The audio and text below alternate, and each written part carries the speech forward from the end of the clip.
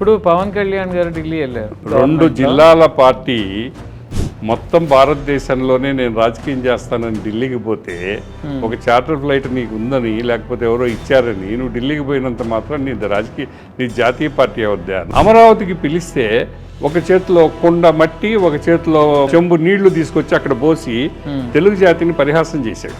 ఇప్పుడు చంద్రబాబుతో అవసరం తెలియని తర్వాత మోడీ ఆ పాత మోడీగా మారతాడా లేకపోతే ఈ స్నేహ సంబంధాలు కొనసాగిస్తాడనేది పెద్ద ప్రశ్న. జగన్ ఆయనకి ఒక పెంపుడు కొడుకు లాంటి వాడు. కొడుకు అన్నారా? ఓకే. ఒక ప్రతిపక్ష నాయకుడిని తీసుకెళ్ళి అందుట్లో ఒక 70 ఏళ్ళ ఆయన్ని తీసుకెళ్ళి జైల్లో పెడతారండి. ఏదైనా కారణం ఉందో చంద్రబాబు బెయిల్ అన్ని రోజులు ఆలస్యం కావడానికి కూడా ఢిల్లీ నుంచి గ్రీన్ సిగ్నల్ లేకపోవడమే. మీరు కాక్రోచ్ కదా, మరి మీరేం చేస్తారు? అది ఒక నిప్పు. ఆ నిప్పులో దాంతో కలిసినంత మాత్రాన కలిసేవాడు కూడా కాలిపోతాడు. మోడీకి జగన్ బాగుండాలా చంద్రబాబు బాగుండాలా, వీళ్ళిద్దరూ కొట్టుకోవాలా, ఇద్దరు తన కాళ్ళ దగ్గర పడి ఉండాలా.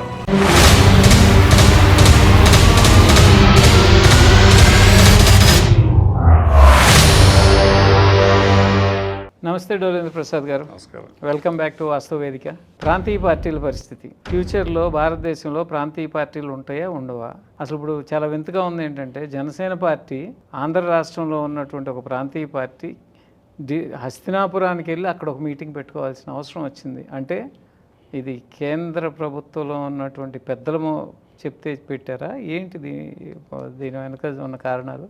ఈ భారతదేశంలో ఈరోజు ఒకే ఒక జాతీయ పార్టీ ఉంది, బీజేపీ. కాంగ్రెస్ కూడా ఫర్ ఆల్ ప్రాక్టికల్ పర్పస్ ప్రాంతీయ పార్టీ అయిపోయింది. దాన్ని అలా చేశారా? 3-4 రాష్ట్రాల్లో తప్ప వాళ్ళు లేరు. ఒకప్పుడు ఉత్తరప్రదేశ్ మొత్తం వాళ్ళది, బీహార్ మొత్తం వాళ్ళది. ఈరోజు ఉత్తరప్రదేశ్, బీహార్లో 5% ఓట్లు రావడంలా, బెంగాల్లో 5% ఓట్లు రావడంలా. సో అందుకని అది కూడా ఒక ప్రాంతీయ పార్టీ లాగా మారిపోయింది. బీజేపీ అనేది ప్రాంతీయ పార్టీలని బతకనిచ్చే ఉద్దేశంతో ఎప్పుడూ ఉండదు.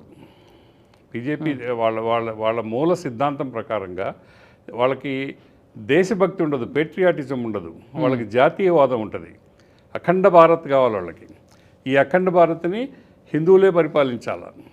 అఖండ భారత్ అంటే ఇండోనేషియా, మలేషియా ఇవన్నీ కూడా అవి రావు. కానీ పార్ట్ ఆఫ్ ఆఫ్ఘనిస్తాన్, మహాభారతంలో ఏదైతే చెప్పారో ఆఫ్ఘనిస్తాన్ గాంధారీ రాజ్యం, శకుని రాజ్యం, నేపాల్, శ్రీలంక, బంగ్లాదేశ్ వీటి వరకు ఉంది. ఆ చోళులు వాళ్ళు కంబోడియా దాకా పోయారు.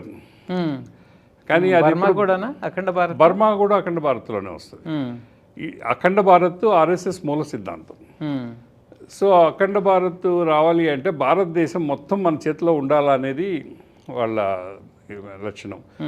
ప్రాంతీయ పార్టీలు ఎక్కడికక్కడగా ఉంటే జాతీయ పార్టీగా బీజేపీ ఎక్కువ కాలం బతకదు. సో అందుకని ప్రాంతీయ పార్టీల నిర్మూలన అనేది వాళ్ళు అంతర్గత విధానం. అది చాలా పార్టీలని అంతం చేశారు. వాళ్ళది ఏంటంటే పోరాడి గెలవడం కాదు, స్నేహితం చేసి చంపేయడం. అకాలీదళ్ తీసుకోండి, శివసేన తీసుకోండి, లేకపోతే హర్యానాలో ఉండే పార్టీ తీసుకోండి, చరణ్ సింగ్ పార్టీ, చౌతాలో వాళ్ళు ఉన్నారు, దేవిలాల్ వాళ్ళు ఉన్నారు. అంత పెద్ద మహానాయకులు ఉండే పార్టీ ఈరోజు హర్యానాలో లేదు. అజిత్ సింగ్ ఎట్టుపోయాడో తెలీదు. నితీష్ పార్టీ ఆల్మోస్ట్ అయిపోయింది, ఇంకా అక్కడ లేదు. దేవగౌడ పార్టీ అయిపోయింది, లేదు. ఎక్కడ పార్టీలు లేవు. ఏఐడిఎంకే కూడా అయిపోయినట్టు. ఒక సౌత్ ఇండియాలో మాత్రం ఏఐడిఎంకే ఆల్మోస్ట్ అయిపోయింది. ఎప్పుడైతే వాళ్ళు బీజేపీతో ఎప్పుడైతే స్నేహితం చేశారో వాళ్ళు దాన్ని కాళ్ళు పట్టుకొని లాగేస్తారు. వాళ్ళు పైకి మనిషి బాగానే ఉంటాడు, కింద కాళ్ళు పట్టుకొని లాగేశారు. అయిపోయింది ఏఐడిఎంకే. వాళ్ళకి దూరంగా ఉండబట్టే డిఎంకే స్థిరంగా ఉంది. ఇప్పుడు డిఎంకే కూడా ఇండియా కూటమి నుంచి బయటకు వచ్చేసే పరిస్థితి ఉంది. ఇండియా కూటమిలోంచి బయటకు వచ్చినా వాళ్ళు బీజేపీతో కలవరు. డిఎంకే అనేది కొన్ని సిద్ధాంతాల ప్రాతిపదికగా నడిచే పార్టీ. ఇప్పుడు ఆ రోజు ఎంజీఆర్ లేకపోతే అన్నాదురై వాళ్ళు ఉన్నప్పుడు డిఎంకేలో, ఆ తర్వాత ఏఐడిఎంకే మారినా కూడా వాళ్ళకి సిద్ధాంతాలు ఉన్నాయి. జయలలితకి సిద్ధాంతాలు లేవు. జయలలితకి ఓన్లీ కక్ష, కరుణానిధి మీద కక్ష, మురసోలి మారన్ మీద కక్ష. ఆ కక్షతోనే ఆమె పరిపాలన చేసింది. కానీ ఈరోజు కూడా ద్రవిడ సిద్ధాంతాలని అన్నాదురై, రామస్వామి నాయకరు ప్రబోధించిన సిద్ధాంతాలని పాటించే పార్టీ డిఎంకే. ఆ కార్యకర్తలు కానీ ఆ నాయకులు కానీ వాళ్ళు ఇప్పటికీ కూడా దాన్ని మన భగవద్గీత చూసినట్టుగా చూస్తారు పెరియార్ రామస్వామి ప్రవచనాలని. సో అందువల్ల డిఎంకేని వీళ్ళు అంత సులభంగా దాన్ని దెబ్బతీయలేరు. ఓకే. బీజేపీ ఇక్కడ తెలుగుదేశం కూడా అంతే స్ట్రాంగ్గా ఉంది. తెలుగుదేశానికి ఉండేంతమంది కార్యకర్తలు బలం, సభ్యత్వ బలం జాతీయ పార్టీలకు కూడా లేదు. అంత ప్లస్ తెలుగుదేశానికి ఎన్టీ రామారావు స్ఫూర్తి ఉంది. ఆ ఎన్టీ రామారావు ప్రవచించిన కొన్ని ఆశయాలు, కొన్ని ఆదర్శాలు ఈరోజు కూడా నమ్మేవాళ్ళు ఉన్నారు పార్టీలో. మూడో తరం వచ్చేసినా కూడా, మూడో తరం పద్ధతులు మార్చుకున్నా కూడా ఈ రోజు కూడా తెలుగుదేశంలో చాలామంది ఉన్నారు. వాళ్ళు తెలుగుదేశాన్ని వదిలిపెట్టరు. కానీ ఇప్పుడు సమస్య ఏమవుతుందంటే చంద్రబాబు పోయి ఆ సింహం నోట్లో తలపెడుతున్నాడు. తప్పలేదు కదండి. అది తప్పలేదు అనేది ఎవరు చెప్తారు? ఇప్పుడు 2024లో ఆయన బీజేపీతో కలిసి పోటీ చేయాల్సిన అవసరం లేదు. బీజేపీ ఇక్కడ సున్నా పార్టీ, దానికి ఏం లేదు. ఆయనకి ఎంతో ముఖ్యులైన రాజగురువులు లాంటి వాళ్ళు ఒంటరిగా బొమ్మను సలహా ఇచ్చారు చంద్రబాబుని. భయపడ్డాడు. ఎన్ని సర్వేలు ఎన్ని ఇచ్చినా కూడా ఆయన భయపడిపోయి బీజేపీని తీసుకున్నాడు. ఏమంటే మోడీని అమిత్ షాని కాదు అంటే జైలు జీవితం తప్పదు అనే భయం ఒకటి మొత్తం దేశంలో ఉండే రాజకీయ నాయకులు అందరిలో ఉంది. అంటే అప్పుడు ఆయన జైలు జీవితం వెనుక అటువంటిది ఏమి లేదంటారు పాత్ర? మోడీది ఉందని మనది. మోడీ ఆ విషయంలో ఆయన డైరెక్ట్గా అది జగన్ రాజ్యం, అది నిర్బంధ రాజ్యం అది. అలా కాదు. నేను విన్న స్టోరీ ఏంటంటే, ఇప్పుడు చాలా కొద్ది మందికి తెలిసిన స్టోరీ, 2023లో చంద్రబాబు నాయుడు గారిని ఢిల్లీ పిలిపించి అలయన్స్కి, అప్పటికి తెలుగుదేశం పార్టీ 3 ఎమ్మెల్సీ స్థానాలు గెలిచింది. అంటే almost 3/4 of the state conquer చేసుకుంది. ఏది అది గ్రాడ్యుయేట్ ఎమ్మెల్సీ స్థానం. అది మీ అన్నట్టు జెన్జీ ఎలక్షన్. గెలిచేసరికి అప్పటి వరకు జగన్ అంటే అనుకూలంగా ఉండి జగన్తో కలిసి వెళదామా అని ఆలోచన చేసిన బీజేపీ చంద్రబాబు నాయుడుని పిలిపించి ఆయనతో నెగోషియేట్ చేసింది. ఆయన పోస్ట్ ఎలక్షన్ అలయన్స్ పెట్టుకుందాం ఇప్పుడు వద్దు అని సున్నితంగా తిరస్కరించారు. తిరస్కరించిన ఒక 15 రోజులకి మరి ఢిల్లీ ఇన్స్ట్రక్షన్సా, మరి ఇక్కడ ఉన్నటువంటి జగన్మోహన్ రెడ్డికి ఆ బుద్ధి పుట్టిందో, ఎలక్షన్కి 6 నెలల ముందు ఎవరన్నా కొంచెం కామన్ సెన్స్ ఉన్నవాళ్ళు ఎవరైనా సరే ఒక ప్రతిపక్ష నాయకుడిని తీసుకెళ్ళి అందుట్లో ఒక 70 ఏళ్ళ ఆయన్ని తీసుకెళ్ళి జైల్లో పెడతారండి? అది జరగదు. పెడతాం జరిగింది. పైనుంచి ఇన్స్ట్రక్షన్స్ వచ్చినాయి, ఏదో 4 కాగితాలు పోగేశారు, ఒక కేసు క్రియేట్ చేశారు, ఆయన జైల్లో వేశారు. ఒక 50 రోజులు లోపల పెట్టారు. లోపల ఉన్నప్పుడు జరిగిన మంతనాలు, పవన్ కళ్యాణ్ జైలుకి వెళ్ళటం కానీ, తర్వాత లోకేష్ ఢిల్లీలో ఉండి ఒక 10 రోజులు అక్కడే ఉన్నాడు. ఉన్నప్పుడు జరిగిన మంతనాల్లో అది అలయన్స్కి ఒప్పుకోవటం జరిగింది అని విన్నాను నేను. చంద్రబాబు బెయిల్ అన్ని రోజులు ఆలస్యం కావడానికి కూడా ఢిల్లీ నుంచి గ్రీన్ సిగ్నల్ లేకపోవడమే. లాస్ట్లో ఢిల్లీ పెద్దల నుంచి ఓకే పంపించేయండి బయటికి అన్న తర్వాతనే సుప్రీంకోర్టు బెయిల్ ఇచ్చిందనేది ప్రజల్లో ఉండే చర్చ. అది వాస్తవమా, దానికి ఆధారం ఉందా లేదనేది కాదు. కానీ మోడీ అమిత్ షా రాజకీయ వ్యూహాలు అట్నే ఉంటాయి. వాళ్ళు ఏది చెప్తే అది జరుగుతుంది ఈ దేశంలో. అది సుప్రీంకోర్టు అయినా ఇంకోటి రాజనీతి అమలు చేస్తున్నారు. అది రాక్షస మంత్రి రాజనీతి. చాణక్య టైంలో రాక్షస మంత్రి ఇంకో మంత్రి ఉండేవాడు. ఆ రాక్షస మంత్రి రాజనీతి అది. చాణక్యుడు ఎప్పుడు ఇంత అప్రజాస్వామికంగా వ్యూహాలు రచించలే. సో అది మోడీ అమిత్ షా వాళ్ళ గొప్పతనం అది. దాన్ని వాళ్ళు నడిపించుకుంటున్నారు 12 సంవత్సరాలుగా. వాళ్ళు రాజకీయ ఎత్తుగడలో చతురత.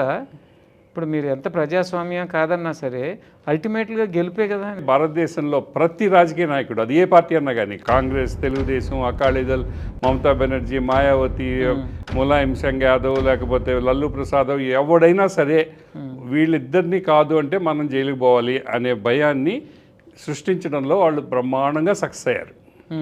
ఏ ప్రాంతీయ పార్టీ అధిపతి కూడా ఈరోజు వాళ్ళని బహిరంగంగా వ్యతిరేకించే పరిస్థితిలో లేరు. అందువల్లనే ఇప్పుడు రాజకీయాల్లో ఎప్పుడు కూడా సంఘర్షణ ఉండాలా, పోటీ ఉండాలా, పోరాటం చేయాలా. ఎప్పుడైతే రాజీ పడతామో అప్పుడు రాజకీయంలో పతనం అయిపోతాం.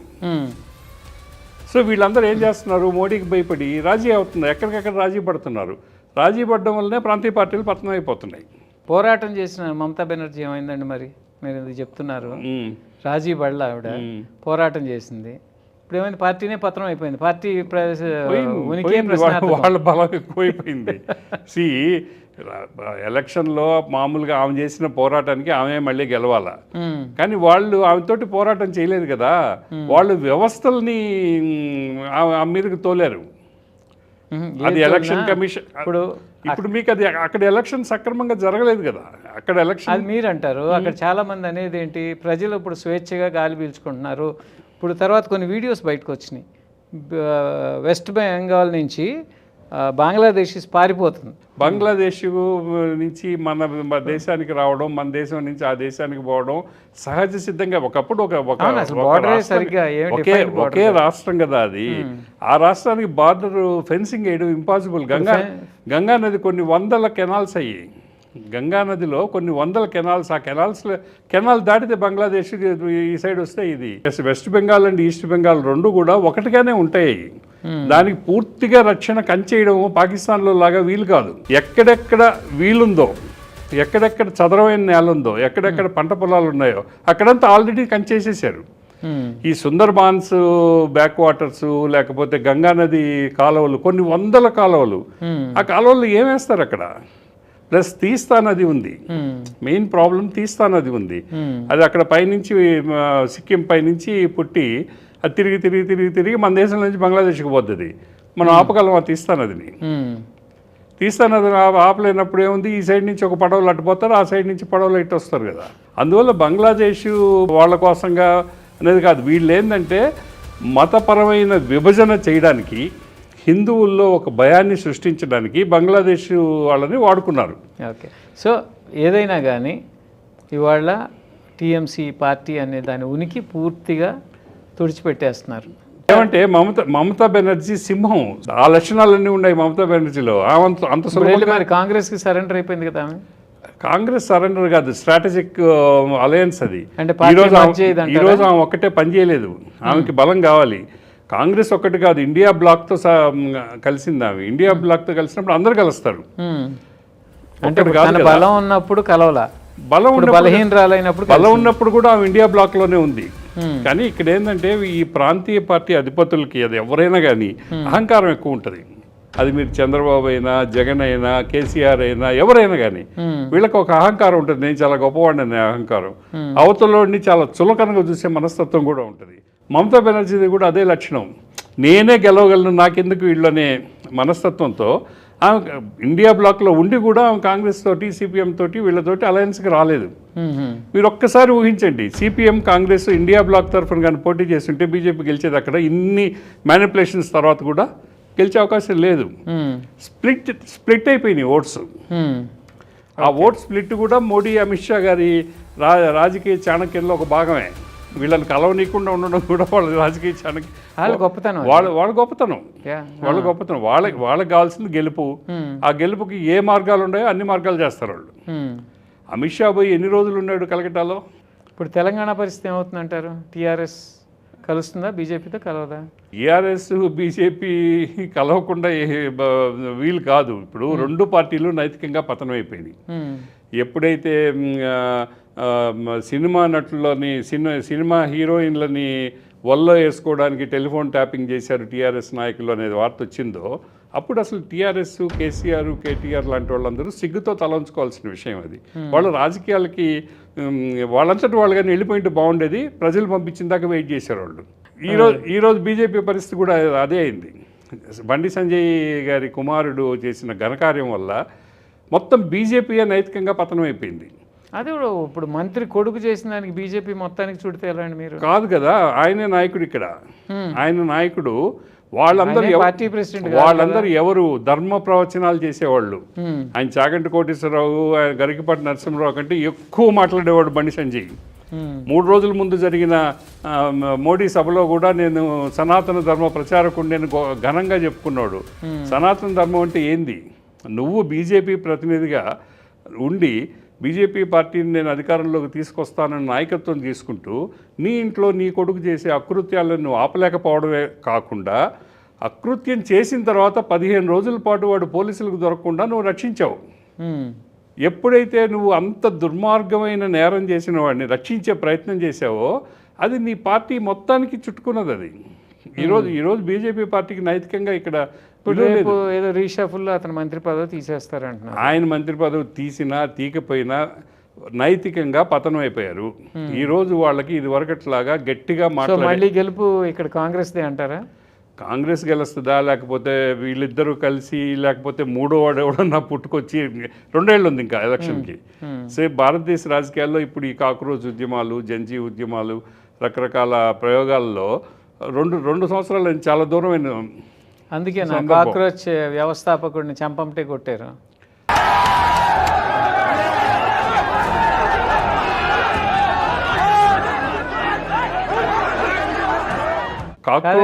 నేను అనేది సెంటిమెంట్గా, ఎందుకంటే మీకు గుర్తుందో లేదో ఆమ్ ఆద్మీ పార్టీ ఆయన ఫౌండర్ని ప్రతిసారి బయటికి వెళ్ళినప్పుడల్లా ఎవడెవడు చెప్పుచ్చుకుని కొడతామో ఇవో అలా కొట్టి అతను చీఫ్ మినిస్టర్ దాకా తీసుకొచ్చారు. కాక్రోచ్ జనతా పార్టీ విషయంలో అమిత్ షా చాలా అద్భుతమైన లౌక్యంతో ప్రవర్తించాడు.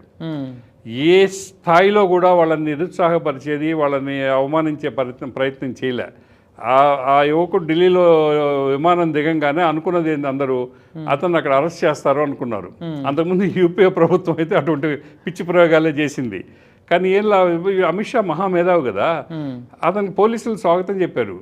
పోలీసులు స్వాగతం చెప్పి అతను అనుమతికి అప్లై చేయకపోయినా కూడా జంతర్ మంతర్ ధర్నా దగ్గర వీళ్ళే అనుమతి పత్రం రాసి ఢిల్లీలో కానుకగా ఇచ్చారు. సో ఏమైపోయింది, టెన్షన్ పోయింది. వాళ్ళు కాక్రోచ్లు ఏ టెన్షన్ అయితే కోరుకున్నారో అక్కడ వాళ్ళని అరెస్ట్ చేయాలా, అరెస్ట్ చేస్తే దాన్ని ప్రతిఘటించాలా, అక్కడి నుంచి పార్లమెంట్ స్ట్రీట్ పోలీస్ స్టేషన్కి వచ్చి మాకు అనుమతి ఇమ్మని అడగాల, వాళ్ళు ఇవ్వకూడకపోతే అక్కడ పెద్ద ఘర్షణ జరగాల. ఆ ఘర్షణలో మొత్తం ఢిల్లీ అంతా ఉద్రిక్తం కావాలా, కొన్ని వేల మంది జనం చేరాలా. ఆ తర్వాత జంతర్ మంతర్లో నిరసన ఉండకపోవచ్చు, కానీ ఇది కొన్ని రోజుల పాటు ఢిల్లీని సంక్షోభంలో సృష్టించేది. అసలు ఆ సంక్షోభాన్ని అమిత్ షా చిటికలో పరిష్కారం చేశాడు. అక్కడే కాదు, హైదరాబాదు, బెంగళూరు, అమృత్సరు, లక్నో, జైపూర్ ఎన్ని దగ్గరలో పోతున్నా కూడా కేంద్ర ప్రభుత్వం కానీ ఆయా రాష్ట్రాల్లో ఉండే బీజేపీ ప్రభుత్వాలు కానీ అసలు ఏమీ సంబంధం లేనట్టుగా నిర్లిప్తంగా చూస్తున్నాయి. అక్కడ జైపూర్లో అతన్ని కొట్టింది కూడా ఎవడో ఆవేశపరుడు చేశాడు తప్ప అందులో రాజకీయ దురుద్దేశాలు ఉన్నాయని నేను అనుకోను.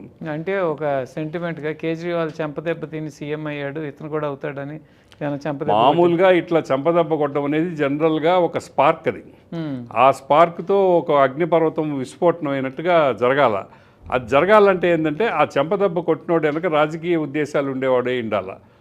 అదేం కనపడ్డంలా. ఎవడో ఒక సైకోనో, లేకపోతే పిచ్చోడో, లేకపోతే ఏదో వ్యక్తిగతమైన ఆవేశాలకు లోనే కోడికత్తిలాగా జరిగిందే తప్ప బీజేపీ దాన్ని చేయించింది అనేది దానికి ఏమాత్రం ఆధారాలు లేవు. నిజంగా బీజేపీ కానీ చేయించుంటే ఆ ఉద్యమం చాలా పెద్దదవుద్ది. కాక్రోచ్ ఉద్యమం, ఆ ఉద్యమం దానంతటా అది నీరు గారిపోయే పాచికలు విసురుతున్నాడు అమిత్ షా. ఇప్పుడు వరకు ఆయన అనుకున్నట్టే జరుగుతుంది. ఆ ఉద్యమం బలపడటంలా. నాకు ఒక డౌట్, ఇప్పుడు యాంటీ ఎస్టాబ్లిష్మెంట్ ఉంటుంది, ప్రభుత్వ వ్యతిరేక ఓటు. ఇలా కాక్రోచ్ లాంటి దాన్ని తీసుకుని వచ్చి ఇలా ఒక పార్టీ కింద రూపాంతరం చెందితే ఈ 2 ఏళ్లలో 2.5 ఏళ్లలో ప్రభుత్వ వ్యతిరేక ఓటు చీలిపోతుంది కదా, మళ్ళీ బీజేపీ ఓటు బీజేపీకే ఉంటుంది. చీలిపోతుంది. ఇప్పుడు కాక్రోచ్ ఉద్యమం అనేది విద్యార్థుల ఉద్యమం అది. సో వాళ్ళకి రాజకీయ లక్ష్యాలు లేవు, వాళ్ళ నినాదాల్లో రాజకీయాలు లేవు. ధర్మేంద్ర ప్రధాన్ రాజీనామా చేయాలని మాత్రమే అడుగుతున్నారు. అది కానీ రాజకీయ ఒకే ఒక సబ్జెక్టు, అంతకు మించి వాళ్ళు వెళ్ళడంలా. వాళ్ళు ఎంత ఇమ్మెచ్యూర్ పీపుల్ అంటే జంతర్ మంతర్ ధర్నాలో మైకులు ఉండాలనే సంగతి తెలియదు వాళ్ళకి. మైకులు లేవు అక్కడ. మనం ఉపన్యాసాలు చేయాలి, నినాదాలు కాదు అనేది కూడా వాళ్ళకి తెలీదు. ధర్మేంద్ర ప్రధాన్ రాజీనామా చేయాలని నినాదం చేస్తే చాలు అనుకొని వచ్చారు అక్కడికి ఈ నాయకులు కూడా. కాక్రోచ్ జనతా పార్టీ నాయకులు కూడా వాళ్ళకి అక్కడ ఉపన్యాసం చేయాలని లేదు. వాళ్ళు ప్రిపేర్ అయ్యి రాలేదు. ఏ ప్రాంతీయ పార్టీ అయినా సరే ఇటువంటి ధర్నాలు వీటికి మెన్ అండ్ మెషినరీ మూవ్ చేస్తుంది, బోర్డు ఖర్చుతో కూడింది. అవన్నీ ఆర్గనైజ్డ్ ఉద్యమాలు. ఇది ఆటోమేటిక్గా పుట్టిన వాళ్ళు నిరుద్యోగుల్ని కానీ తమతో కలుపుకుంటే, నిరుద్యోగుల్ని కానీ తమ ఉద్యమంలో కలుపుకుంటే స్టూడెంట్స్కి ఒక్కదానికే పరిమితం కాకుండా ఉంటే అది పెద్ద ఉద్యమం అవుద్ది. ఈ రోజు వరకు అటువంటి ప్రయత్నం వాళ్ళ దగ్గర నుంచి లేదు. మీరు కాక్రోచే కదా, మరి మీరు ఏం చేయబోతున్నారు? మనం ప్రేక్షకులమే, మనం సాక్షిభూతులమే, మనం ఏం చేస్తాం? మనం ఈ వయసులో పోయి కాక్రోచ్ ఉద్యమాల్లో మనమేం పాల్గొంటాం? అది జరిగే పని కాదు కదా.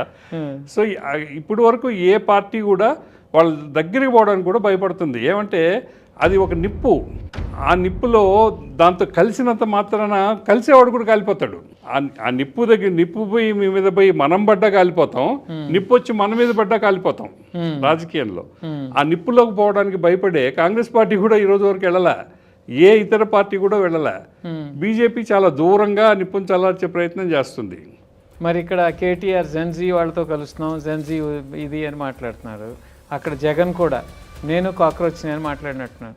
గవర్నమెంట్ ఇన్ని తప్పులు చేస్తూ ఉన్నప్పుడు ప్రశ్నించే హక్కు ప్రతి ఒక్కరికి ఉంది.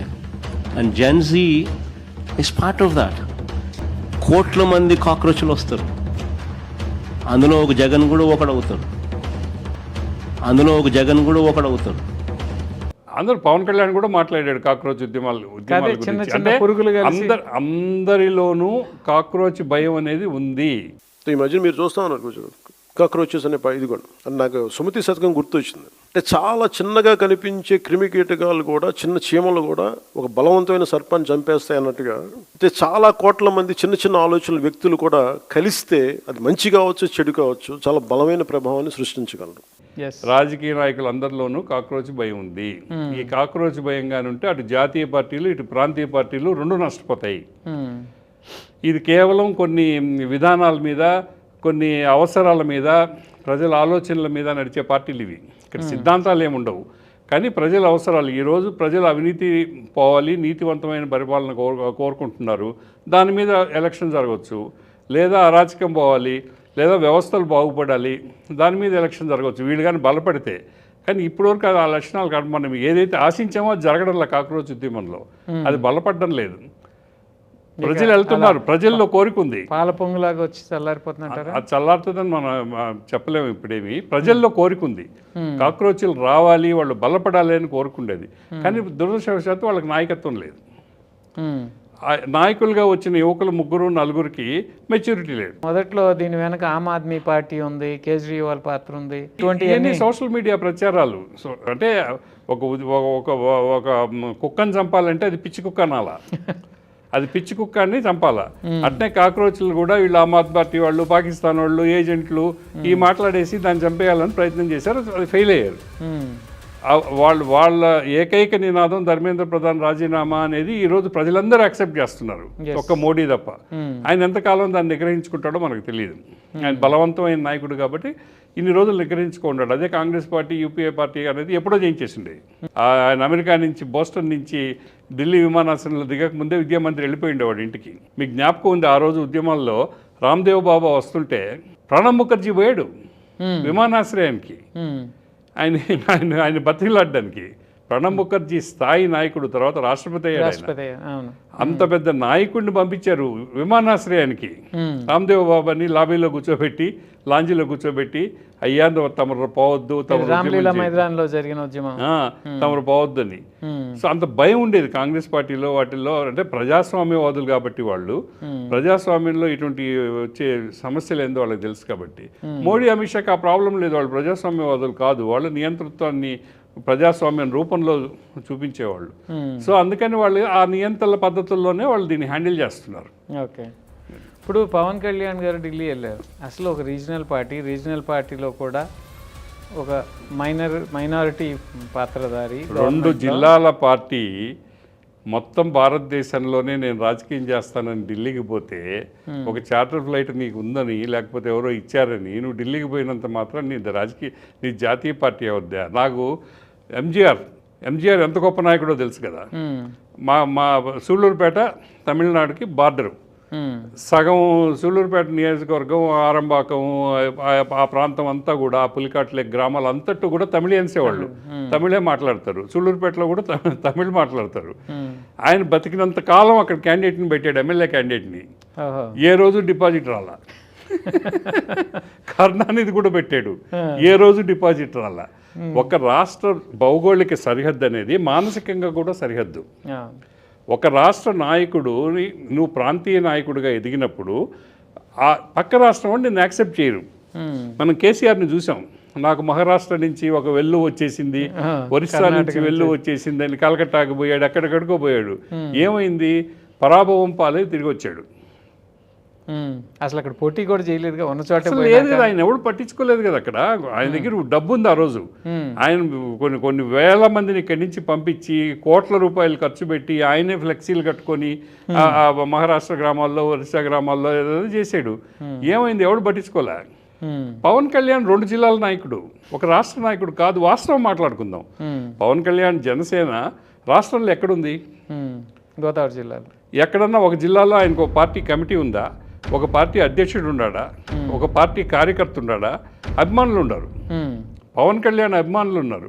ఆ అభిమానులను కార్యకర్తలుగా రాజకీయ బదిలీ చేయగలిగావా నువ్వు? చేయలేదు. నీకు 2 జిల్లాల్లో మన పొత్తులో ఎమ్మెల్యేలు గెలిచారు. 2 జిల్లాల పార్టీ పోయి ఢిల్లీ కూర్చొని రాజకీయం చేసింది ఏందని? అంటే ఇప్పుడు మోడీ బీజేపీ స్ట్రాటజీలో రీజనల్ పార్టీ అమితాబ్ బచ్చన్ కంటే గొప్ప జాతీయ స్థాయి ఉండే నాయకుడు కాదు పవన్ కళ్యాణ్. అమితాబ్ బచ్చన్ రాజకీయాల్లో ఉన్నాడు కొంతకాలం, సక్సెస్ అయ్యాడా? అలా కాదండి. ఇప్పుడు నేను అడిగేది ఏంటంటే, పవన్ కళ్యాణ్ భుజం మీద తుపాకీ పెట్టి ఇక్కడ ఉన్నటువంటి 2 ప్రాంతీయ పార్టీల మీద గురి పెడతారా? మీకు ఇప్పుడు రెండు సినారియోస్ ఉన్నాయి. ఇప్పుడు మోడీకి తెలుగుదేశం అవసరం ఎంత మాత్రం లేదు. ఏమంటే ఆయన 2024 ఎలక్షన్లో ఆయన కేవలం 240 సీట్లు వచ్చినాయి. 272 ఉంటే కానీ ఆయన ప్రధానమంత్రి కాడు. ఆయనకి ఆ 32 సీట్లు కావాలి. ఆ 32లో 16 సగం తెలుగుదేశం దగ్గర ఉన్నాయి. నితీష్ ఒక 12 ఇచ్చాడు. జనసేన వాళ్ళు ఇంకెవరో చిల్లర పార్టీ వాళ్ళు మిగతా ఇచ్చారు. 16 సీట్లు గెలిచిన తెలుగుదేశం అండతోటి నువ్వు ప్రధానమంత్రి అయ్యాడు ఆయన. ఈరోజు తృణమూల్ కాంగ్రెస్ నుంచి 20 మంది వచ్చి చేరుతున్నారు. జేడీయూ పూర్తిగా చచ్చిపోయింది. నితీష్ కుమార్ అనారోగ్యము, ఆయన కొడుకు అవ్యక్తుడు కావడం, వీటితో ఆయన దగ్గర ఉండే 12-13 ఆటోమేటిక్గా బీజేపీలో కలిసిపోయింది. 22, 12, 32 ఏ 2 పార్టీలే చాలా. ఆయనకి జనసేన అవసరం కూడా లేదు. Trinamool Congress 20 plus JDU party 12, 32 అయిపోయింది. ఆయనకి బలం ఉంది. మిగిలిన వాళ్ళు వాలంటరీగా పోయి ఆయనకి సపోర్ట్ చేస్తారు. అంటే ఆంధ్ర రాష్ట్రానికి నష్టం జరగబోతుంది. నష్టమని కాదు. ఇప్పుడు 2014 నుంచి 19 వరకు మోడీ చంద్రబాబు విషయంలో ఎట్లా ప్రవర్తించాడో మనం చూసాం. ఆ ఎలక్షన్లో కలిసే ఉపన్యాసాలు చేశారు వీళ్ళు వేదికల మీద. కానీ ఎలక్షన్లో గెలిచి ఆయన ప్రధానమంత్రి, ఈయన ముఖ్యమంత్రి అయిన తర్వాత 1.5-2 సంవత్సరాల పాటు ఈ ఢిల్లీకి ఎన్నిసార్లు వెళ్ళినా ఇంటర్వ్యూ కూడా ఇవ్వలే. అమరావతికి పిలిస్తే ఒక చేతిలో కొండ మట్టి, ఒక చేతిలో చెంబు నీళ్లు తీసుకొచ్చి అక్కడ పోసి తెలుగు జాతిని పరిహాసం చేశాడు. కానీ చంద్రబాబు ఏం చేయలేకపోయాడు. మోడీని ఏం చేయలేకపోయాడు. మోడీని ఏదన్నా అనే పరిస్థితిలో కూడా ఆయన లేడు. ఎట్లో బతిమలాడో బామాలో లాస్ట్లో ఏదో వెళ్ళాడు తప్ప 5 సంవత్సరాలు మన కేంద్ర ప్రభుత్వం నుంచి ఎటువంటి సహకారం రాలే. ఈరోజు చంద్రబాబు అవసరం ఉంది కాబట్టి విపరీతంగా అమరావతికి నిధులు ఇస్తున్నాడు. విపరీతంగా పరిశ్రమలు ఇప్పుడు ఆర్సిలర్ మిట్టర్ విశాఖపట్నంలో పెడతాను అంటే ఆయన మనస్తత్వం ప్రకారం పోయి గుజరాత్లో పెట్టమని ఆదేశించాలా. ఆదేశించలేదంటే చంద్రబాబుని దెబ్బతీసే ఉద్దేశంలో ఆయన లేడు. ఇప్పుడు చంద్రబాబుతో అవసరం తిరిగిన తర్వాత మోడీ ఆ పాత మోడీగా మారతాడా, లేకపోతే ఈ స్నేహ సంబంధాలు కొనసాగిస్తాడనేది పెద్ద ప్రశ్న. Only time will decide. Jagan ఆయనకి ఒక పెంపుడు కొడుకు లాంటివాడు. కొడుకు అన్నారా? ఓకే. జగన్ ఆయనకి ఒక పెంపుడు కొడుకు లాంటివాడు. ఆయన చెప్పిన మాట వింటాడు. జగన్ ఏ రోజు కూడా అధికారంలో ఉన్నా లేకపోయినా కూడా మోడీని వ్యతిరేకించి ఒక్క అడుగు కూడా ముందుకెళ్ళా. ఏడు కూడా. ఏమంటే జగన్ కేసుల వలయంలో ఉన్నాడు. మోడీ అమిత్ షా అనుకుంటే గంట లోపల బెయిల్స్ రద్దయిపోతాయి. జగన్ చుట్టూ ఉన్న వాళ్ళ చుట్టూకి ఈడీ ఉచ్చు బిగుస్తుంది. జగన్ చుట్టూ ఉండే వాళ్ళ మీద ఎక్కడ ఈడీ? జగన్ చుట్టూ ఉండేది విజయసాయి రెడ్డి, పెద్దిరెడ్డి రామచంద్రారెడ్డి, సజ్జల రామకృష్ణారెడ్డి, ఇటువంటి వాళ్ళు ఉన్నారు జగన్ చుట్టూరు. వాళ్ళ మీద ఏమైనా ఈడీ చుట్టూ ఉచ్చు బిగించిందా? లేదుగా. వాడెవడో వాడు రాజు కసిరెడ్డి, ఇంకెవడో దారిని వాళ్ళు ఎవరైనా కానీ వాళ్ళు ఎప్పుడన్నా రాజకీయాల్లో జగన్ ముందు మనం చూసామా రాజకేశ్ రెడ్డిని? కాదు కదా. జగన్ పార్టీకి రాజకీయంగా కానీ ఆర్థికంగా కానీ బలమైన పునాదులు స్తంభాల్లాగా ఉన్న వ్యక్తుల జోలికి ఈ రోజు కూడా ఈడీ వెళ్ళడం లేదు, చంద్రబాబు వెళ్ళడం లేదు, మోడీ వెళ్ళడం లేదు.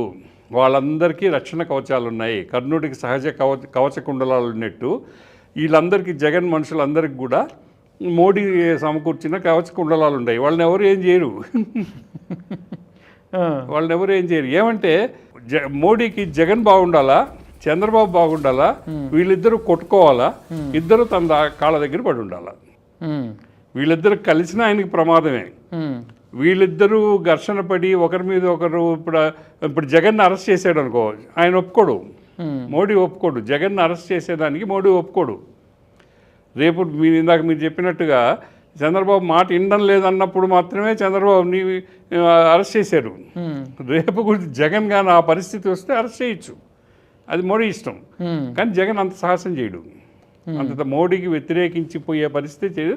బట్ ఒక రకంగా జగన్ని మెచ్చుకోవాలి. ఏమంటే తన పద్ధతి మార్చుకోలే. వచ్చిన రోజు నుంచి ఈ రోజు వరకు కూడా నేను మీ పార్టీతో అలయన్స్లో ఉండను, నేను గెలిచిన తర్వాత మిమ్మల్ని సపోర్ట్ చేస్తాను. ఏమంటే మైనార్టీ ఓట్ బ్యాంక్ అనేది జగన్ను ఆధారపడిన పెద్ద బలం. అది ఒక్కసారి మోడీతో కలిస్తే ఆ మైనార్టీ ఓట్ బ్యాంక్ చిల్లా చెదరైపోతుంది. అది ఇష్టం లేదు జగన్కి. అందువల్ల అతను ఒక రాజకీయ కట్టుబాటుకి ఉన్నాడు. చంద్రబాబు దగ్గర ఆ కట్టుబాట్లే ఉండవు. ఎప్పుడు కావాలంటే అప్పుడు ఎట్ట కావాలంటే మారిపోతుంటాడు ఆయన. సో మరి జగన్మోహన్ రెడ్డి ఈ మధ్యకాలంలో డీకే శివకుమార్తో క్లోజ్గా ఉండి షర్మిల టికెట్ దాదాపు రాజ్యసభ టికెట్ దాదాపు ఖరారు అన్నారు. ఆఖరి నిమిషంలో హుష్కాక్ అయిపోయింది. షర్మిలది అత్యాశ అనాలనా లేకపోతే అమాయకత్వం అనాలనా ఓకే, తెలియని విషయం. షర్మిలకి రాజ్యసభ టికెట్ వస్తుందని ఎవరు చెప్పారు? అంటే అసలు ఎట్లా వీలవుతుంది? ఈరోజు ప్రాంతీయ పార్టీగా మారిపోయిన కాంగ్రెస్ పార్టీకి జాతీయ స్థాయి నాయకుల మందు ఉంది అక్కడ ఢిల్లీలో. ఒక మందు ఉంది. వాళ్ళందరినీ రాజ్యసభ పార్టీకి ఫండ్ కూడా కావాలి కదా, ఫండ్ ఇచ్చే దమ్ముగల వాళ్ళు కావాలి కదా. షర్మిల ఫండ్ తీసుకునే నాయకురాలే తప్ప ఫండ్ ఇచ్చే నాయకురాలు కాదు. అంటే ఆవిడ దగ్గర డబ్బు లేదంటారా? ఉందో లేదో మనకు తెలియదు, కానీ షర్మిల ఫండ్ ఇచ్చే నాయకురాలు అయితే కాదు, జగన్ లాగా కాదు కదా. ఆవిడ పేరు ప్రాబబుల్స్ లో పైకి వచ్చిందా? ఎవరు చెప్పారు ప్రాబబుల్స్? ఏ ప్రాబబుల్స్ లో? కాంగ్రెస్ పార్టీ సర్కిల్స్ లో ఎక్కడ ఉండింది ఆమె పేరు? కాంగ్రెస్ పార్టీ ఎక్కడా లేదు, ఎక్కడా లేదు. సోషల్ మీడియాలోనూ ఆమె చేసుకున్న ప్రచారంలోనూ ఉంది. ఆమె అడిగింది నాకు కావాలి అని. నేను రాజశేఖర రెడ్డి బిడ్డను కాబట్టి నన్ను కాదనరు అనే అమాయకత్వంతో ఆమె ఎక్కువ ఊహించుకునింది. ఆమెకి ఎట్టిస్తారండి? అక్కడ పెద్ద పెద్దవాళ్ళు, పార్టీకి అవసరం ఉండే వాళ్ళకి వాళ్ళు ఇస్తారు. ఏమంటే వాళ్ళకి సీట్లు లేవు, ఇతర రాష్ట్రాల్లో వాళ్ళకి సీట్లు లేవు. వాళ్ళకు ఉండేది హైదరాబాదు, బెంగళూరులో మాత్రమే కొద్ది సీట్లు మాత్రమే. ఆ కొద్ది సీట్లలో షర్మిల ఆంధ్రప్రదేశ్ రాజకీయాలు చేస్తుంది. ఆంధ్రప్రదేశ్లో కాంగ్రెస్ పార్టీ లేదు. ఇప్పుడు ఒకవేళ షర్మిల రాజ్యసభ మెంబర్ అయినా లేదు కేంద్ర మంత్రి అయినా చేయగలిగేది ఏముంది? ఇక్కడ చచ్చిపోయిన పార్టీ కాంగ్రెస్. దాన్ని లేపగలిగే శక్తి ఆమెకుందా? అవి ఆమెకి ఇచ్చిన దానివల్ల పార్టీకి ఉపయోగం ఏంది? అంటే ఈ మధ్య కొంత రూమర్స్ వచ్చినాయి. డీకే శివకుమార్ మాట్లాడి కేసీఆర్ని జగన్ని మళ్ళీ కాంగ్రెస్లోకి తీసుకువచ్చి, అది డీకే శివకుమార్ కాదు కదా, ఆయన పుట్టించిన బ్రహ్మతరం కూడా కాదు జగన్ కాంగ్రెస్లో కలవడం అనేది. ఎంత కక్షపూరితమైన రాజకీయ నాయకులు. జగన్ అమిత కక్ష కలిగిన రాజకీయ నాయకుడు. అతను కాంగ్రెస్ మీద కక్ష ఉంది. తనను జైల్లో వేయించింది, తన మీద కేసులు పెట్టించింది కాంగ్రెస్ పార్టీ, సోనియా గాంధీ అని అతనికి బలమైన నమ్మకం. ఏమంటే కాంగ్రెస్ నాయకులే కేసు వేశారు. దాని వెనక చంద్రబాబు ఉన్నాడు అనేది బలమైన నమ్మకం. అందువల్ల వీళ్ళిద్దరితో అతని జీవితకాలంలో రాజీపడ్డు. రాజకీయంగా. ఆర్థికంగా ఓకే, దానికి సంబంధం లేదు, ఇచ్చిపుచ్చుకోవడాలు జరిగిపోతుంటాయి. రాజకీయంగా మాత్రం వీళ్ళిద్దరు కలవరు. కాంగ్రెస్ జగన్ కలవరు, జగన్ తెలుగుదేశం కలవదు. అది ఎప్పటికీ జరగదు. ఈ రెండు సమాంతర రైలు పట్టాలలాగా వెళ్ళాల్సిందే ఇవి. సో ఇప్పుడు ఒక పెనుభూతం ఆంధ్ర రాష్ట్రం వైపు ఈ ప్రాంతీయ పార్టీలను కబళించే ప్రయత్నం చేస్తే దాని నుంచి తప్పుకోవటానికి తెలుగుదేశం కానీ జనసేన కానీ ఏం ప్రయత్నాలు చేయాలి? ఏ పెనుభూతం? బీజేపీయా? అంతేగా మరి బీజేపీకి ఇక్కడ ఏం లేదు కదా, ఇక్కడ నిలబడేదానికి చోటే లేదు. ఆంధ్రప్రదేశ్ మీద వాళ్ళు ఈ సమీప భవిష్యత్తులో 5-6 సంవత్సరాల్లో వాళ్ళు దృష్టి పెడతారని నేను అనుకోను. దృష్టి పెట్టడానికి ఇక్కడ సోషల్ మీడియాలో వార్తలు ఏంటంటే అవన్నీ ఉండొచ్చు, కానీ వాళ్ళకి వీళ్ళని నవ్వులేస్తారు, వాళ్ళని నవ్వులేస్తారు. కాంగ్రెస్కి బీజేపీకి తేడా లేదు. ఆంధ్రాలో రెండు మృతప్రాయమైన పార్టీలు. వాళ్ళు సొంతంగా పోటీ చేస్తే వార్డు మెంబర్ గెలవరు వాళ్ళు. నార్త్ ఈస్ట్లో కంప్లీట్ మైనారిటీ డామినేషన్ ఉన్నటువంటి రాష్ట్రాల్లో బీజేపీ ఎలా గెలుచుకొస్తుంది? మైనార్టీ నార్త్ ఈస్ట్ మొత్తం మైనార్టీ డామినేషన్ ఏం లేదు. మీకు నాగాలాండ్ కొన్ని దగ్గరలో మాత్రమే క్రైస్తవ మతం ఉంది, మిగిలింది మీకు త్రిపుర మొత్తం హిందూ మతం, అస్సాం ముస్లిమ్స్ హిందువులు ఉంటారు, అరుణాచల్ ప్రదేశ్ బౌద్ధ మతం. ఒక్కొక్క 7 సిస్టర్స్ అంటారు. ఆ 7 సిస్టర్స్ ఒక్కో సిస్టర్ ఒక్కొక్క రూపంలో ఉంటుంది అక్కడ. మీరు సిక్కింకి వెళ్ళారు, అక్కడ వేరు, అక్కడ రాజకీయ పరిస్థితులు వేరు, సామాజిక భౌగోళిక పరిస్థితులు వేరు. వీళ్ళు నార్త్ ఈస్ట్ వాళ్ళకి ఏంటంటే తమకంటూ సొంతంగా కాళ్ళ మీద నిలబడే శక్తి లేదు. వాళ్ళకి పాపులేషన్ తక్కువ, ఇన్కమ్ తక్కువ, కేంద్ర ప్రభుత్వం మీద ఆధారపడి బతుకుతారు వాళ్ళు. సో కేంద్రంలో ఎవరు అధికారంలో ఉంటే వాళ్ళతోటి వెళ్ళడం అనేది ఈశాన్య ప్రాంత రాష్ట్రాలకి అలవాటు. సో ఒక త్రిపురలో మాత్రమే వాళ్ళు కమ్యూనిస్ట్ పార్టీని దారుణంగా ఓడించి బీజేపీ గెలిచింది. అదొక్కటే వాళ్ళు సాధించిన ఘన విజయం. అస్సాము ఇవన్నీ కూడా ఏంటంటే కొంచెం సంక్షిప్తమైన రాజకీయాలు ఉండేవి. అంతకుముందు అస్సాం గణపరిషత్ బలం ఎక్కువ ఉండేది అక్కడ. ఈ హిమాన్సు శుక్లానా ఎవరు ఆయన, ఇప్పుడు అస్సాం ముఖ్యమంత్రి, ఆయన కాంగ్రెస్ పార్టీకి నాయకత్వం వహించాడు. మొత్తం కాంగ్రెస్ పార్టీ ఆయన చేతిలో ఉండింది. సడన్గా రాత్రి పోయి బీజేపీలో చేరిపోయాడు. అక్కడ కోలుకోవడానికి మళ్ళీ కాంగ్రెస్కి నాయకుడు లేకుండా పోయారు. సో అలాంటి పరిణామం తెలంగాణలో జరగచ్చు అంటారా? ఎవరున్నారు ఇక్కడ అంతా? రేవంత్ రెడ్డి అంత అమ్మాయి కూడా. మీరు బీజేపీలో ఒకటి గమనించండి, ఆర్ఎస్ఎస్ సంఘ సంబంధాలు లేని వాళ్ళు ఎవరిని కూడా వాళ్ళు ఉన్నతమైన పదవుల్లో బెటర్. ఒక అస్సాంని మినహాయిస్తే. ఇప్పుడు మీరు షిండేని చూశారు కదా, ఏమైందో చూశారు కదా.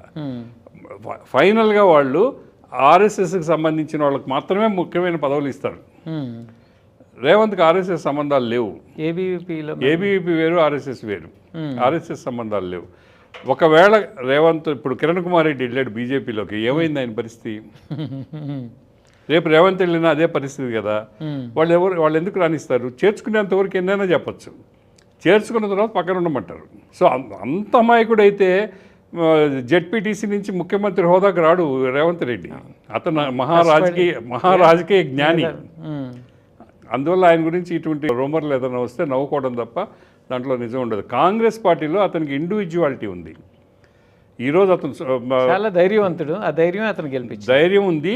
ఈరోజు రాహుల్ గాంధీని డిక్టేట్ చేయగలిగిన స్టేజ్లో ఉన్నాడు రేవంత్ రెడ్డి. తెలంగాణలో కాంగ్రెస్ గెలవడంలో రాహుల్ గాంధీ పాత్ర కంటే రేవంత్ రెడ్డి పాత్ర ఎక్కువ. ఒక రాజకీయంగా ఆయన చేసిన వ్యూహాలు, కేసీఆర్ కంటే పెద్ద నోరు, కేటీఆర్ కంటే ఎక్కువ బూతులు మాట్లాడి ప్రజల్ని ఆకట్టుకున్నాడు. తెలంగాణలో కేసీఆర్ హక్కుభుక్తంగా ఉండింది. వాడు సన్నాసి అదవా, వీడు చవట సన్నాసి, ఇటువంటి బూతులు మాట్లాడడం కేసీఆర్ నా ఒక్కడికే పేటెంట్ రైట్ ఉందనుకున్నాడు. ఆ పేటెంట్ రైట్ని తీసి అక్కడ పారేశాడు రేవంత్ రెడ్డి వచ్చి. సో ప్రజల దృష్టిని ఆకర్షించాడు. కులపరంగా, మతపరంగా రకరకాల వ్యూహాలు పన్నాడు. ఆర్థికంగా కూడా కేసీఆర్ ఎన్ని వేల కోట్లు సంపాదించాడో మనకు తెలియదు, కానీ కేసీఆర్ కంటే ₹1 ఎక్కువ పెట్టాడు రేవంత్ రెడ్డి ఎలక్షన్లో. సో ఇది తెలంగాణలో గెలుపు అనేది రేవంత్ రెడ్డి సొంతం. చాలా మంది కాంగ్రెస్ నాయకులు ఉన్నారు అక్కడ, రేవంత్ కంటే సీనియర్లు. వాళ్ళందరి సహకారం తీసుకోవడం రేవంత్ రెడ్డి చేసిన సక్సెస్లో గొప్ప సక్సెస్. రేవంత్ రెడ్డి కంటే పెద్దోళ్ళు మామూలుగా అయితే కాంగ్రెస్ పార్టీ రాజకీయాల్లో నువ్వు పోరా పక్కకనాలా, కానీ వాళ్ళందరినీ కలుపుకొని ఒక జట్టుగా నడిపించడంలో రేవంత్ రెడ్డి సక్సెస్ అయ్యాడు. అందువల్ల గెలిచాడు. ఈ నడిచంటూ కేసీఆర్ కంటే ఎక్కువ బూతులు మాట్లాడడం, కేటీఆర్ కంటే ఎక్కువ డబ్బులు ఖర్చు పెట్టడం, ఈ లక్షణాలన్నీ కాకుండా కులపరంగా కేసీఆర్కి వ్యతిరేకంగా ఒక కమ్యూనిటీని, రేవంత్ గెలుపులో రియల్ ఎస్టేట్ పాత్ర చాలా ఉంది. కేసీఆర్కి దగ్గరగా ఉండి ఈరోజు సగం హైదరాబాదు కబ్జా చేసిన రియల్ ఎస్టేట్ కంపెనీని చూసి రెడ్డి కమ్యూనిటీ భూస్వాములు అందరూ భయపడ్డారు. హైదరాబాద్ పరిసరాల్లో రెడ్డి కమ్యూనిటీకి సంబంధించి భూములు ఉండేవాడు. అది 2 ఎకరాలు ఉండేవాడు కానీ 20 ఎకరాలు ఉండేవాడు కానీ భయపడ్డారు, వీళ్ళు మన భూములు ఆక్రమించేస్తారు, మళ్ళీ గెలిస్తే మన భూములు వాడు చెప్పిన ధరకు మనం ఇచ్చుకోపోవాలి అని. వీళ్ళందరూ యునైట్ అయ్యారు, రియల్ ఎస్టేట్ బ్యాచ్ యునైట్ అయింది. వాళ్ళందరూ రేవంత్ రెడ్డికి ఆర్థికంగాను రాజకీయంగాను సహాయం చేశారు. ఎన్నో ఫోర్సెస్ ఉన్నాయి రేవంత్ రెడ్డి గెలవడానికి. సో అవన్నీ ఆయన సొంతంగా సాధించుకున్న ఘనతలు అయ్యి అవన్నీ వదులుకొని పోయి బీజేపీలో కిరణ్ కుమార్ రెడ్డి పక్కన కూర్చుంటాడా? అంత అమాయకుడా రేవంత్ రెడ్డి? అది జరగదు. Going back to Andhra, so Revanth Reddy లాంటి ధైర్యం వ్యూహాలు పన్నితే తెలుగుదేశం, చంద్రబాబు నాయుడు, లోకేష్ వీళ్ళిద్దరూ రేపు మళ్ళీ 29లో గెలిచే ఆస్కారం ఉంటుంది. కానీ అన్ని వ్యూహాలు పన్నగలుగుతున్నారంటారు. ఈ మధ్య చూసాం డిఎస్సి ఎగ్జామ్ చేశారు, 30,000 మందికి ఉద్యోగాలు ఇచ్చారు. 30,000 మందికి ఉద్యోగాలు ఇచ్చారు, ఇంకో రాసిన వాళ్ళు 2 లక్షలు అనుకుంటా. ఇప్పుడు 30,000 మంది సాటిస్ఫై అయ్యారు, 170,000 మంది అన్సాటిస్ఫైడ్, ఉద్యోగం రాలేదని. వీళ్ళందరినీ దగ్గర తీసుకుంటే ఎలా ఉంటుందని ఒక స్ట్రాటజీ చేశాడు జగన్. ఆ స్ట్రాటజీలో భాగంగానే ఇదిగో దీంట్లో ఈ జరిగినాయి అవి జరిగినాయండి. ఆఖరికి ఏ స్థాయికి వెళ్ళిపోయిందంటే స్పోర్ట్స్ కోటా మొత్తం కమ్మాళ్ళకి ఇచ్చారని చెప్పి ఒక అనౌన్స్మెంట్. అంటే సాఫ్ట్ టార్గెట్ అయిపోయారు కమ్మ కమ్యూనిటీ. ప్రతిసారి తెలుగుదేశం అధికారంలో ఉన్నప్పుడు లేనప్పుడు ఎప్పుడైనా సరే సాఫ్ట్ టార్గెట్ ఏంటంటే చంద్రబాబు నాయుడిని కొట్టలేక కమ్మ కమ్యూనిటీ మీద పడుతున్నారు. అంటే సమాజంలో ఒక ఈర్ష్య క్రియేట్ చేయాలనే ఒక భావంతో వాళ్ళు నిన్న అఫీషియల్స్ రిలీజ్ చేశారు, మొత్తంలో 9 మందికి మాత్రమే కమ్మాళ్ళకి ఇచ్చారని. సో ఇటువంటి ప్రతిదాన్ని తీసుకుని కమ్యూనిటీ అనే పదం తీసుకొస్తున్నారు. గతంలో కూడా చూస్తే 50 మంది డిఎస్పీలు కమ్మాళ్ళకి ఇచ్చారు అని చెప్పి జగన్మోహన్ రెడ్డి స్వయంగా చెప్పాడు. ఈ హేట్రెడ్ రాజకీయాలు ఎన్నాళ్ళు సాగుతాయి? జగన్ లక్ష్యం ఏంటంటే చంద్రబాబుని తిట్టాలి, నేను ప్రతిపక్షంలో ఉన్నానని ప్రజలు నమ్మాలి. సో అందుకని ఇటువంటి వ్యర్థమైన పచ్చి అబద్ధాలని లేదా పనికిరాని విషయాల్ని ఎక్కువగా ప్రొజెక్ట్ చేసి సాక్షి పేపర్ నిండా రాసి సాక్షి ఛానల్ నిండా చేస్తారు. నిజంగా చంద్రబాబు చేసే నేరాలు ఘోరాల గురించి జగన్ మాట్లాడుతున్నాడా? మాట్లాడు. జగన్కి కావాల్సింది నేను ప్రతిపక్ష నాయకుడిని అని ప్రజలు గుర్తించాలి. గుర్తించడానికి చంద్రబాబు మీద ఏదో ఒక బురద చిన్న రాయి నొప్పి తగలకుండా ఊరికే అట్లా సున్నితంగా సుతారంగా తమలపాకుతో అన్నట్టుగా అంటుండాలి. మళ్ళీ నొప్పి తగ్గితే మళ్ళీ వాటాలు పోతాయి. ఆ వాటాలు వచ్చే దుర్మార్గాల గురించి జగన్ ఎందుకు మాట్లాడు? ఇప్పుడు బనకచెర్ల పోలవరం ప్రాజెక్టు ఒక కాంట్రాక్టర్ కోసం తయారు చేసిందని దేశమంతా తెలిసి ఆఖరికి కేంద్ర ప్రభుత్వం ఈ ప్రాజెక్టుని మేము ఒప్పుకోమని సందేశం ఇచ్చినా కూడా జగన్ నోటి నుంచి ఒక మాట వచ్చిందా? రాలేదు కదా.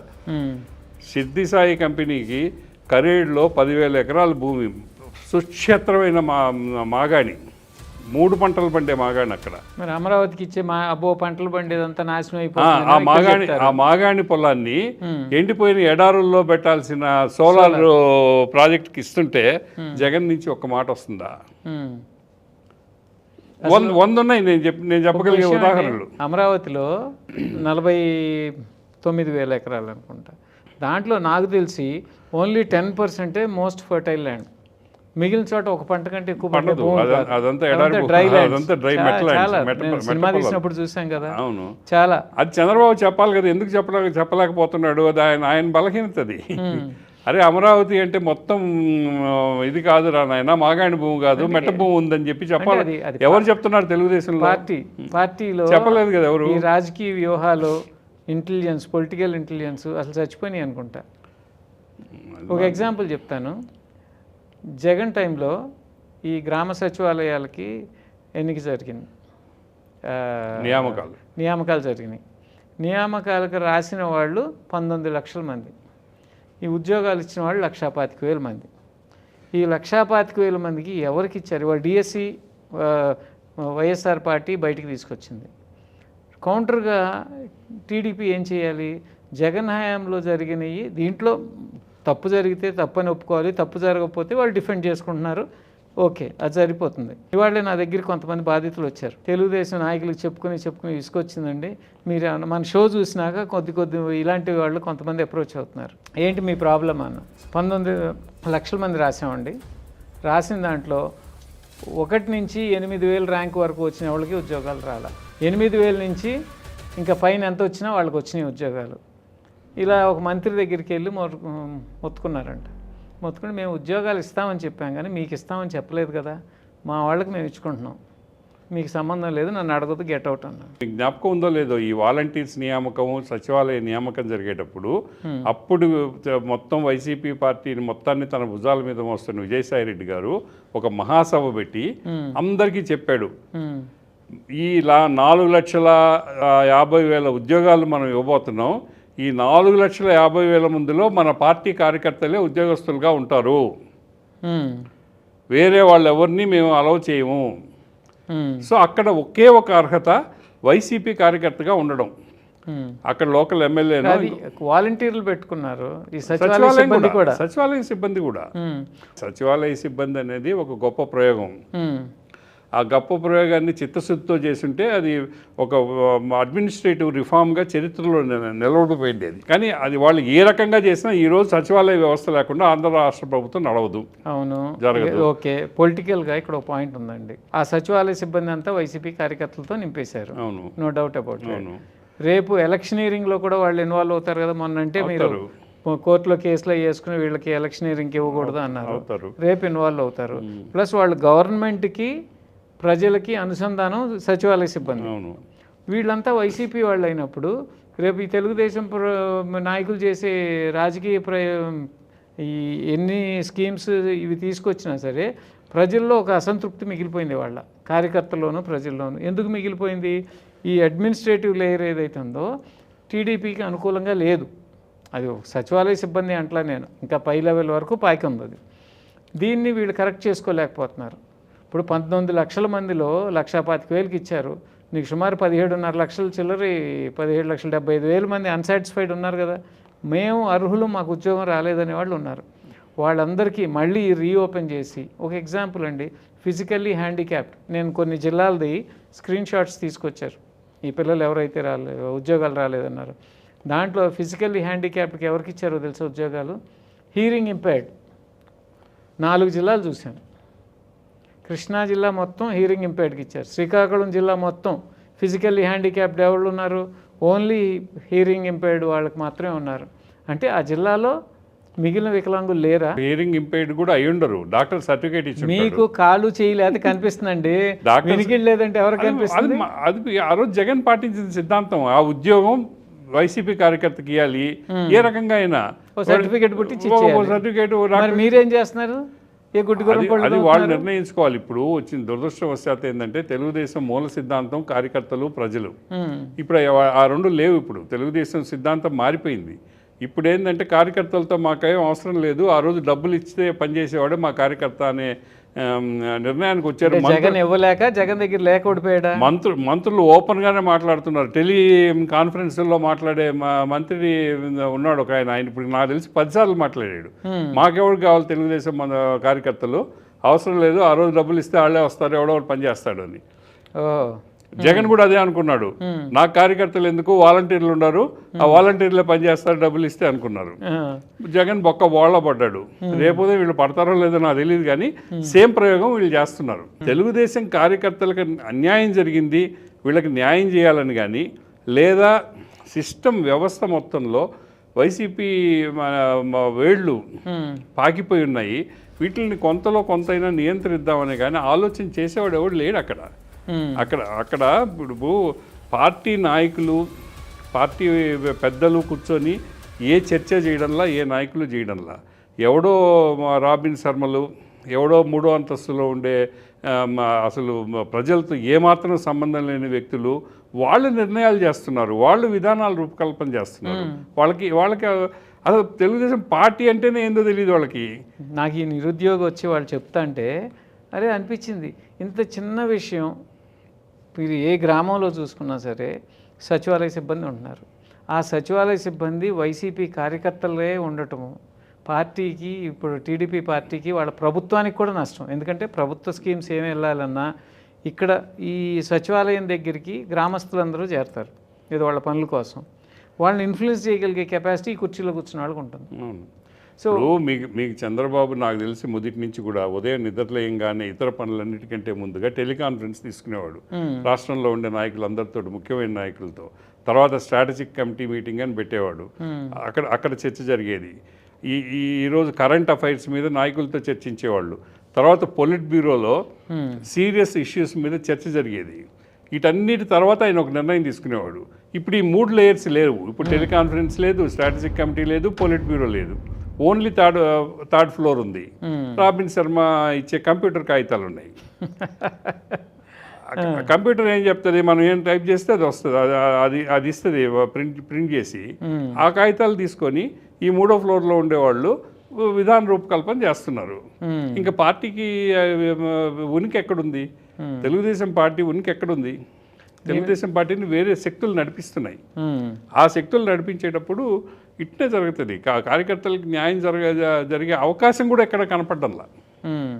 దీని మీద నేను రేపు స్పెషల్ ప్రోగ్రామ్ చేపిస్తున్నాను, కంప్లీట్ ఇన్వెస్టిగేటివ్గా ఆ స్క్రీన్ షాట్స్ ఇవన్నీ పెట్టి అసలు సచివాలయ సిబ్బందిలో ఎంత ఘోరమైనటువంటి అన్యాయం జరిగింది అనేది. 5 ఏళ్ల తర్వాత వాళ్ళ ఉద్యోగాలు పీకి కొత్త వాళ్ళకి ఉద్యోగాలు ఇవ్వమని మాత్రం మీరు చెప్పొద్దు, కానీ వీళ్ళకు కూడా అవకాశం కల్పించమని చెప్పండి. కాదండి, ఆ రోజు నిజంగా ప్రతిభ ఉండి అర్హత. ఇప్పుడు నీట్ ఎగ్జామ్లోనో లేకపోతే సిబిఎస్ఈ కరెక్షన్ జరుగుతుంది కదా, లేదా నాకు 85 మార్కులు రావాల్సి ఉంటే 80 వచ్చినాయి అని పోతే కరెక్షన్ చేస్తున్నారు. అట్ట కూడా ఆ రోజు నాకు ప్రతిభ ఉండింది, మీరు అన్నట్టు 1 నుంచి 8,000 వరకు ఉద్యోగం రాలేదు అని ఆ 8,000 మందిని ఒకసారి చూసి వాళ్ళకి ఇంకో దగ్గర ఉద్యోగం ఇచ్చి చాలామంది సచివాలయ ఉద్యోగులు రాజీనామా చేసి వెళ్ళిపోయారు. ఏమంటే పిహెచ్డీ చేసిన వాళ్ళు, బీటెక్ చదివిన వాళ్ళు, ఎంఎస్సీ చదివిన వాళ్ళు 2 రోజులు చేరారు సచివాలయంలో ఆ రోజు. అంటే భవిష్యత్తులో ఈ గవర్నమెంట్ ఉద్యోగాలుగా అవుతాయని నమ్మకంతో. ఆ నమ్మకం మీద చాలా మంది వెళ్ళిపోయారు రాజీనామాలు చేసి. అది వాలంటీర్లో చేరారు. కాదు సచివాలయంలో కూడా. అది గవర్నమెంట్ ఉద్యోగం ఏం కాదు, అది ఒక రకంగా అవుట్ సోర్సింగ్ ఉద్యోగమే. అసలు దానికి ఒక డిపార్ట్మెంటే లేదు, ఎవడైనా పోయి పెత్తనం చేయొచ్చు. అంటే అది పంచాయతీరాజ్ వాళ్ళు మామూలుగా. పంచాయతీరాజ్కి ఏం సంబంధం లేదు, అక్కడ అన్ని డిపార్ట్మెంట్స్ ఉన్నాయి. మత్స్య శాఖ ఉంది, పోలీస్ శాఖ ఉంది, పంచాయతీరాజ్ ఉంది, ఇంజనీరింగ్ ఉంది. ఎగ్జామ్స్ కండక్ట్ చేస్తే మాత్రం ఏపీపీఎస్సీ కాకుండా పంచాయతీరాజ్ డిపార్ట్మెంట్ కండక్ట్. పంచాయతీరాజ్ అంటే వైసీపీ రాజే.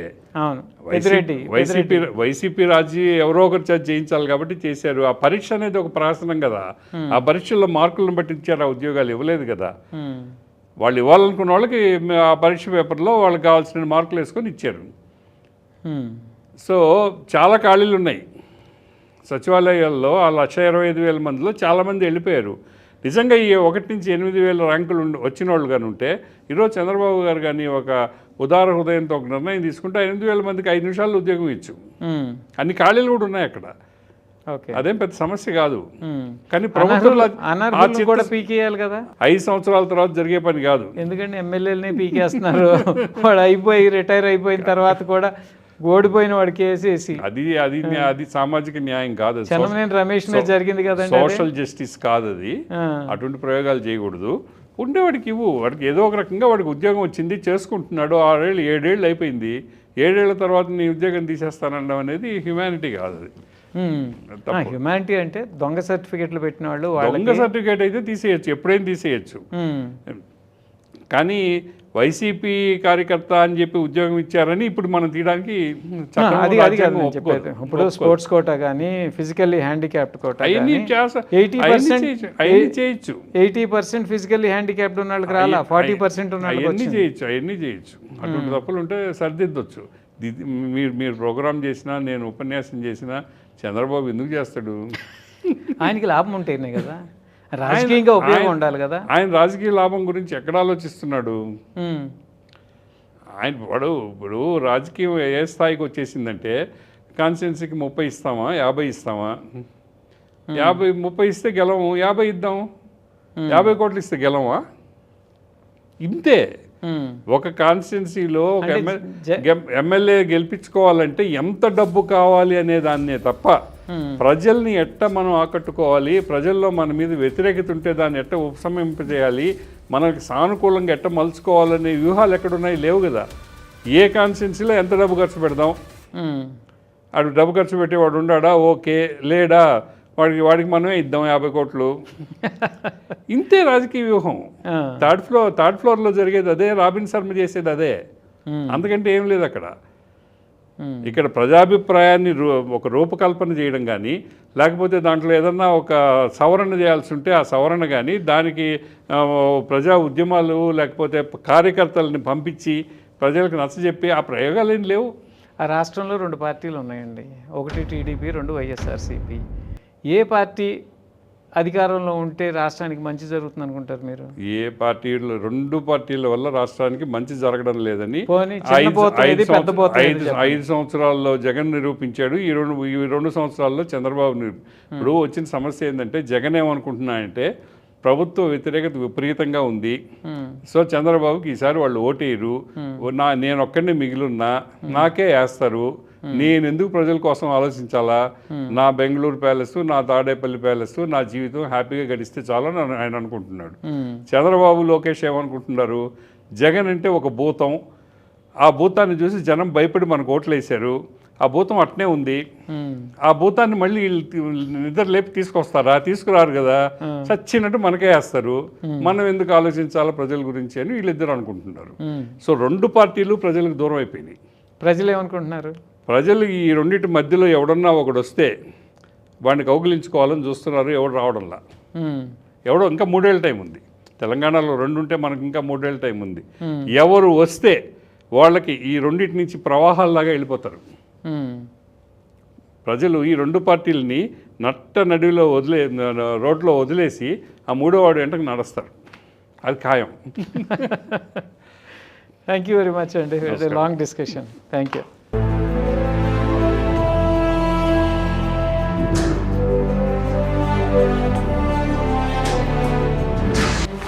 వాస్తవ వేదిక పూర్తి ఎపిసోడ్ ప్రతి గురువారం మీ తెలుగు వన్ న్యూస్లో.